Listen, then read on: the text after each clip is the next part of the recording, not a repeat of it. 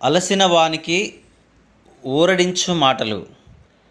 సహోదరుడు భక్త సింగ్ గారి పరిచర్య నుండి సేకరించిన అనుదిన ధ్యానములు. ఏప్రిల్ 4. యెహోవా రాజ్యము చేయుచున్నాడు, న్యాయమును బట్టి ఆయన జనములను పరిపాలన చేయును. 96వ కీర్తన 10వ వచనం. మనుష్యులు మన మీద లేచినప్పటికీ మనము నీతి మార్గము నుండి తొలగిపోము, సువార్త ప్రకటించు పరిచర్య నుండి కూడా తొలగిపోము.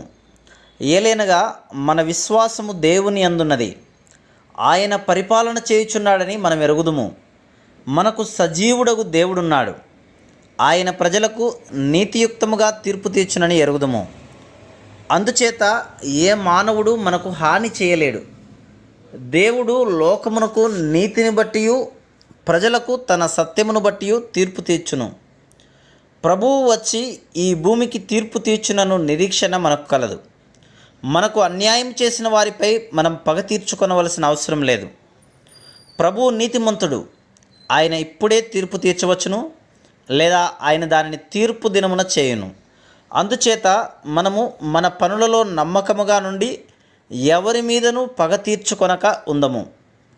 మనము ఆత్మలను సంపాదించిన ఎడల నిన్ను బట్టి నన్ను బట్టి పరలోకము ఆనందించును. ప్రభువైన యేసు మారు మనసు పొందు ఒక పాపి విషయమై దేవుని దూతల ఎదుట సంతోషము కలుగును అని చెప్పెను. లూకాసు వార్త 15:10.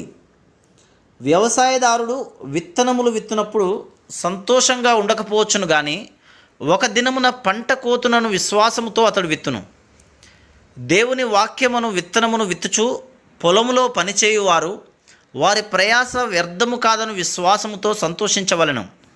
ఒక దినమున వారు తప్పనిసరిగా సమృద్ధి అయిన పంటను కోయుదురు. అనేక సంవత్సరముల కిందట మేము బహిరంగ సువార్త నిమిత్తం గుంటూరుకు వెళ్ళితిమి. అకస్మాత్తుగా వర్షం కురియనారంభించెను. ఒక వీధిలో ప్రకటించిన తర్వాత ఇంకొక చోటికి పోవుటకు ముందు మేము ప్రార్థించగోరితిమి. నేల బురదగా నుండిచే నేను మోకరించుటకు వెనుకాడి తిని, నేను నిలవబడి ప్రార్థించగోరితిని.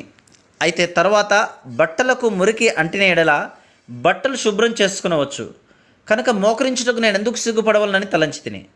కాబట్టి మేము మోకరించి ప్రార్థించితిమి. చాలా సంవత్సరముల తర్వాత నాకు ఒక ఉత్తరం వచ్చింది. మా బోధను బట్టి దేవుడు ఆ దినమున అతనితో మాట్లాడలేదు, కానీ ప్రార్థనకై బురదలో మోకరించడం ద్వారా దేవుడు తనతో మాట్లాడనని ఒక వ్యక్తి ఉత్తరం రాసెను. కొంతకాలం తర్వాత కోత ఏ విధంగా నుండునో విశ్వాసముతో మనము ఈ దినముననే చూడవలెను. Praise the lord.